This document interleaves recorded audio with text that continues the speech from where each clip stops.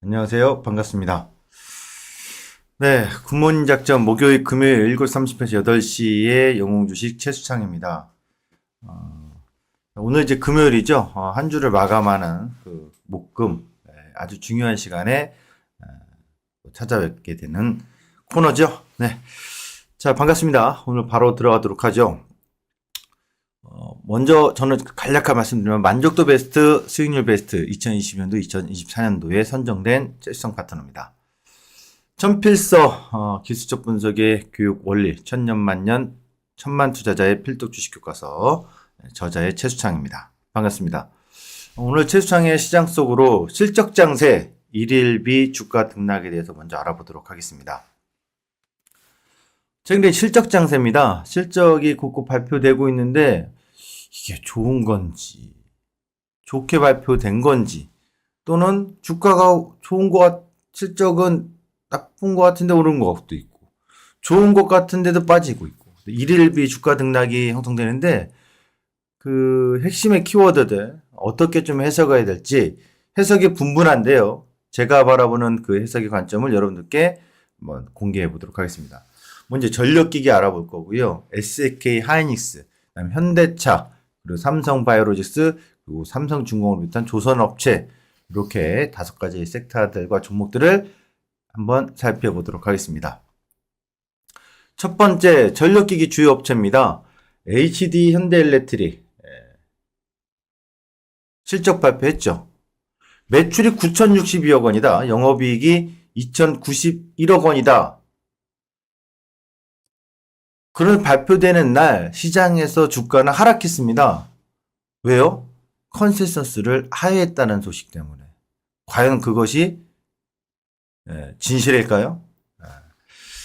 그 HD 현대일렉트릭 같은 경우는 이제 예상 매출이 1조 원대인데 1조로 하했다. 이거 심각하게 받아들일 것처럼 그날 주가가 빠졌습니다만 그리고 그날 주가 빠졌던 거에서 빠르게 다시 반등 상승 이어왔거든요. 이 실적을 보면서 많은 분들이 의견이 분분합니다. 이제 예상을 하했기 때문에 주가는 하락하는 게 당연한 거야. 아니야. 이렇게 보시던데요. 두 번째 이제 LS 일렉트릭이 어제 실적 발표했습니다. 1조 1,930억 원, 영업이익이 1,086억 원. 네. 그리고 이제 오늘 효성중공업이 발표 예정이 있습니다. 그리고 산일전기가 8월 6일에 실적 발표가 예고되어 있습니다. 따져보면 예상치를 하했다라는 게 나쁜 건지라고 봤을 때 저는 그렇게 생각하지 않습니다.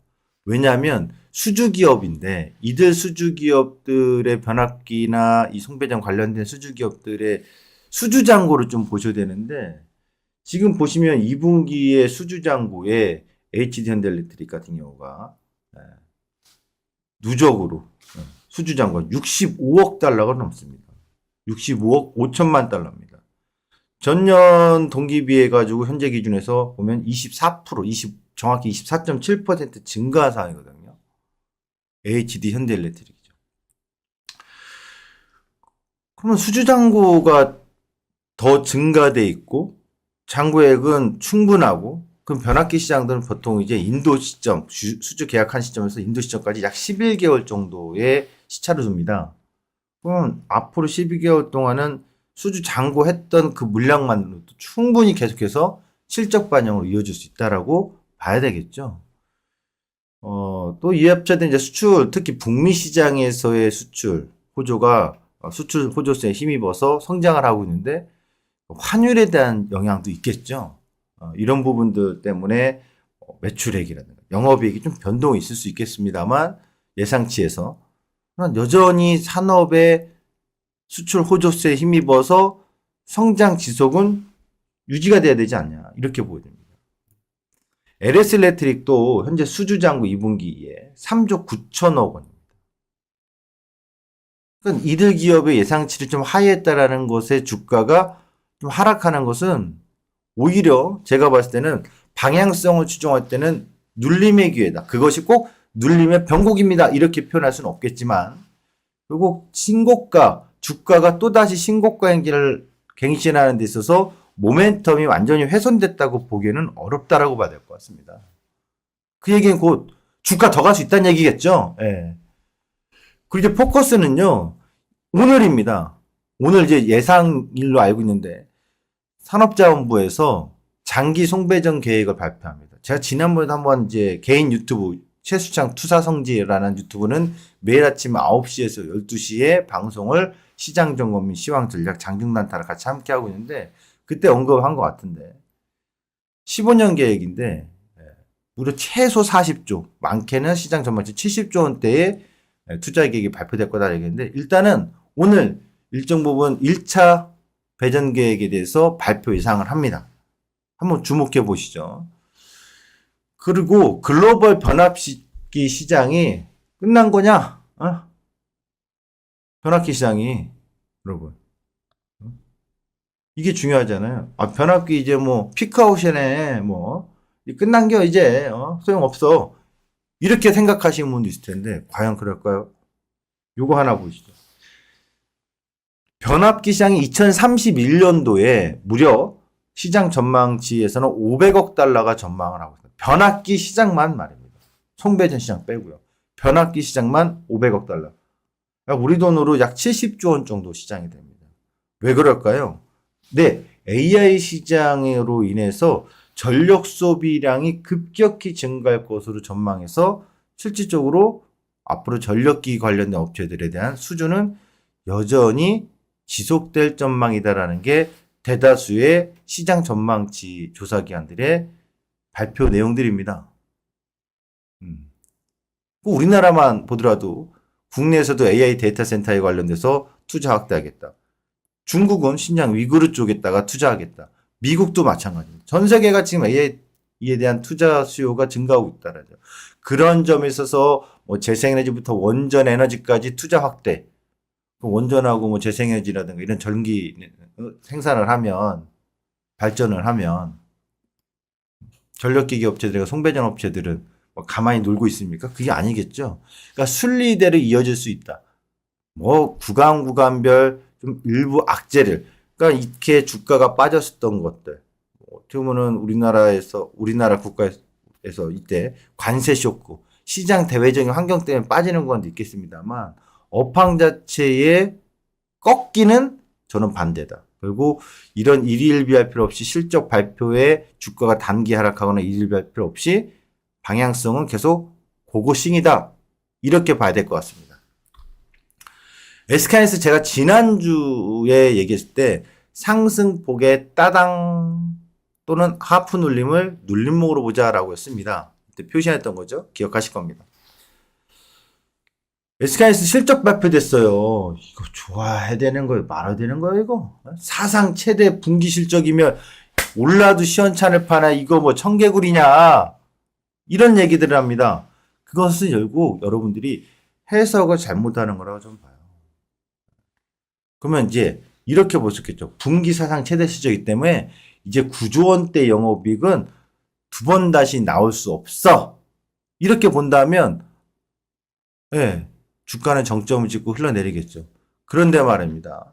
사상 최대라는 실적을 피크아웃, 이제 두 번 다시 9조 원대는 힘들 것 같아 라고 봐야 될지, 아니면 또 깰 수 있어 라고 볼지. 제가 보는 해석으로는 또 깰 수 있어 라고 봅니다. 영업이익률은 무려 41%로 상당히 높습니다. 근데 또 깰 수 있어요. 근거는 뭡니까? 골드만삭스에서는 이제는 공급사들의 경쟁이 심화돼서 HBM 시장에서의 SK하이닉스의 독점에 있어서 좀 둔화될 것이다. 균열이 생길 것이다. 이런 얘기가 나왔잖아요. 근데 올해 HBM 시장의 연간 계획은 엔비디아로부터 지난해 다 계약이 끝났죠. 그러니까 실질적으로 올해 3분기나 4분기도 관계없습니다. 내년에 HBM4에서 삼성전자에 했던 마이크론에 했던 경쟁이 나오더라도 그 부분의 반영이 아니라 벌써 계약이 다 끝나놨기 때문에, 올해 거 물량은 다 해놨기 때문에, 계약이 돼 있기 때문에 3분기 또 4분기를 갈수록 실적은 크게 나빠질 일 없고 오히려 더 좋아질 가능성이 있다고 봐야 되겠죠. 왜냐? 최근에 D램 제품들의 가격 상승이 현물가에서 많이 나타났기 때문에 이것도 반영될 수 있다는 거죠.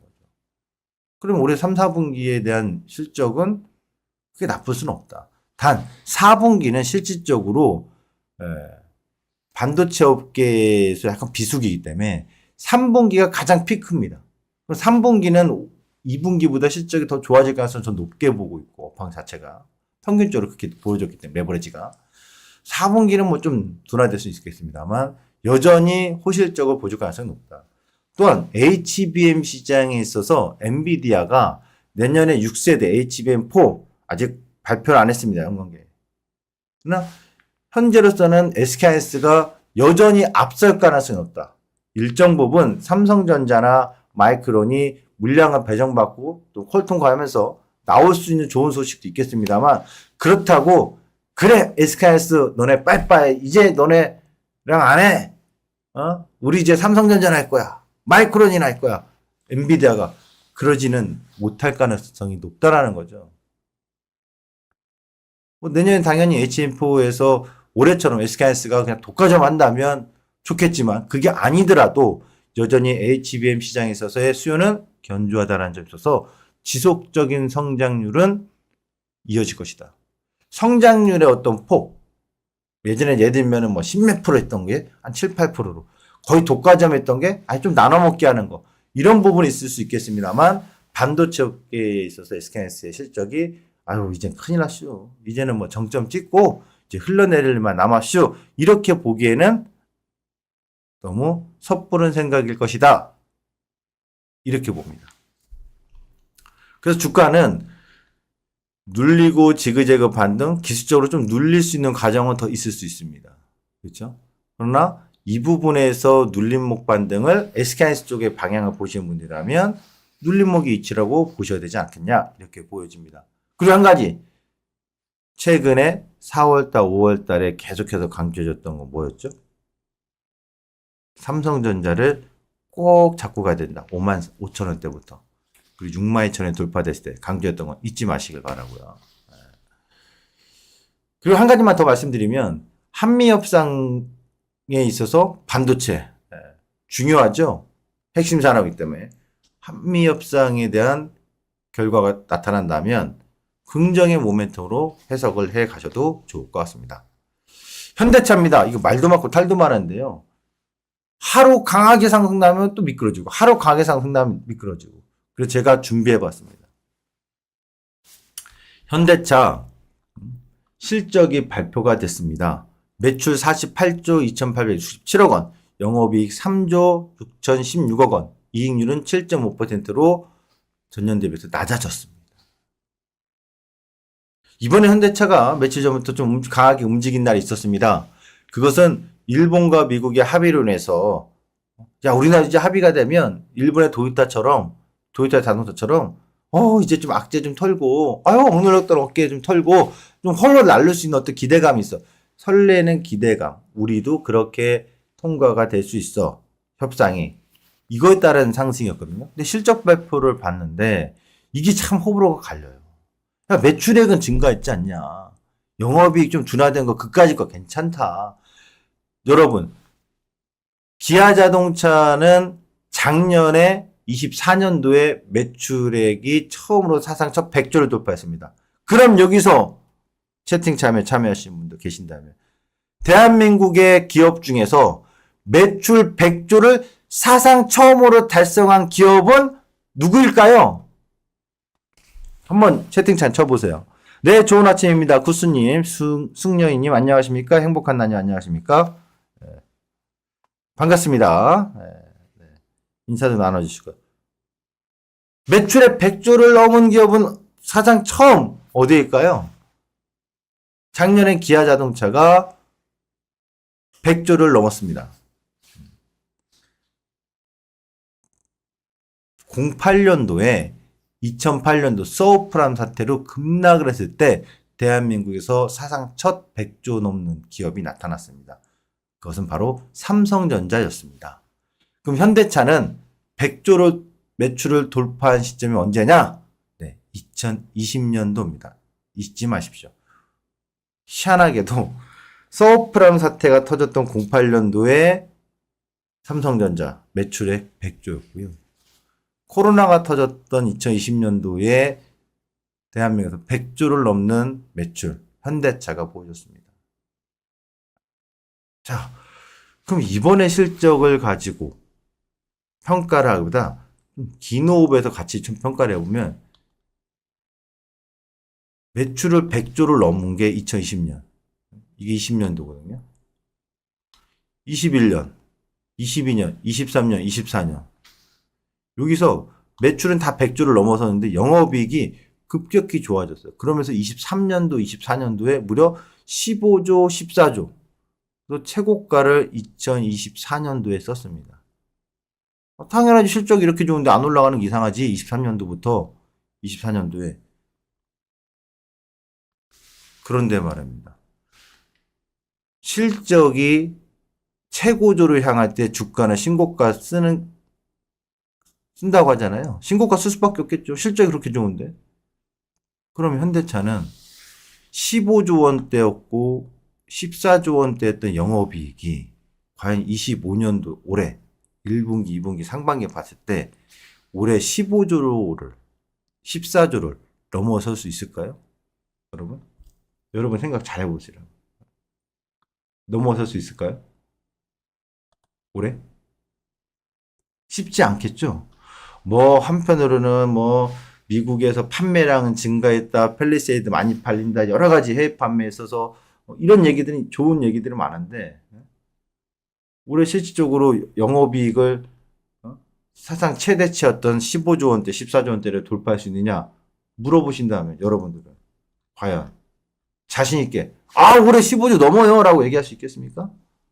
또한 관세 협상은 통과될 가능성이 높을 것이나 관세 협상이 만에 하나 지연된다면 8월 1일 이후로 지연돼서 한다면 현대차에게는 결국 영업이익이 큰 폭으로 감소 반영을 할 수밖에 없겠죠.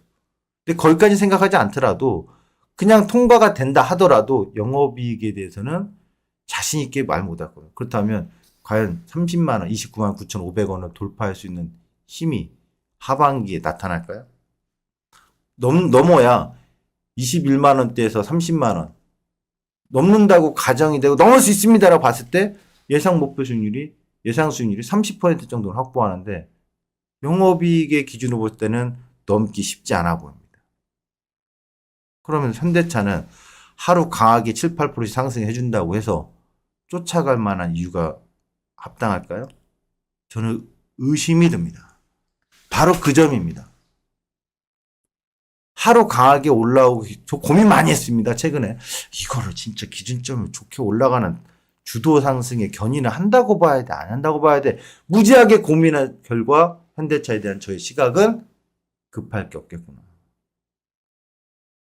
또 하나, 지금 현재 경쟁하는 도요타 입장과 현대차 입장에서 일단 일본은 먼저 통과가 됐으니 우리보다 유리한 건 사실입니다.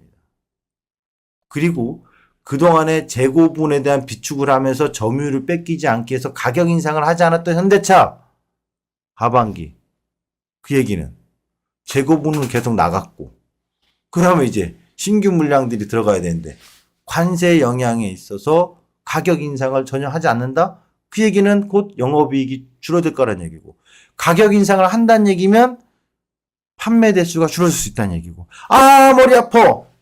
네, 현대차 제가 보면 머리 아파요. 그리고 기술적으로 아주 의미 있는 게 하나 있습니다. 바로 거래가 폭발했던 2021년도 이 시점 24만 원이거든요. 24만 원. 그리고 공급계도 거래가 쭉 감소했다가 가격 상승 나와서 24년대 쳤을 때 24만 원대거든요. 여기가 23만 원에서 24만 원대. 이 거래가 텄던 시점을 슈팅이 거래가 나왔습니다만 사실상 거기에서 변동 눌림들이 크게 나왔다. 지금까지 이 자리들은 다 저항이었고 한 번의 구간만 좀 더 상위했던 구간이 24년도 5, 6월 달에 있었고 사실상 이 자리를 완전히 장악해서 뚫고 가가지고 훨훨 나비처럼 날아올라 한 적이 없다. 그런데 여기다 실적 갖다 붙여주면 그래 알겠는데 너 저평가되는 것도 알겠어. 하지만 실적 15조 넘냐고 올해. 저는 그래서 현대차를 부정적으로 얘기한다기보다는 실적으로 봤을 땐 주가가 강력하게 랠리를 펼치는 데는 모멘텀이 부재하다. 실적에서. 그래서 저는 24만 원대를 많이 넘어간다 하더라도 그래 갔다가 또 왔다 갔다 할 거야. 이렇게 보는 시각. 30만 원을 하반기 넘기는 어렵다. 24만 원대는 저항이자 돌파를 하더라도 다시 지지 테스트를 할 수밖에 없는 그런 시점이니 현대차에 대해서는 조금 더 중립 이하적으로 관점을 보자.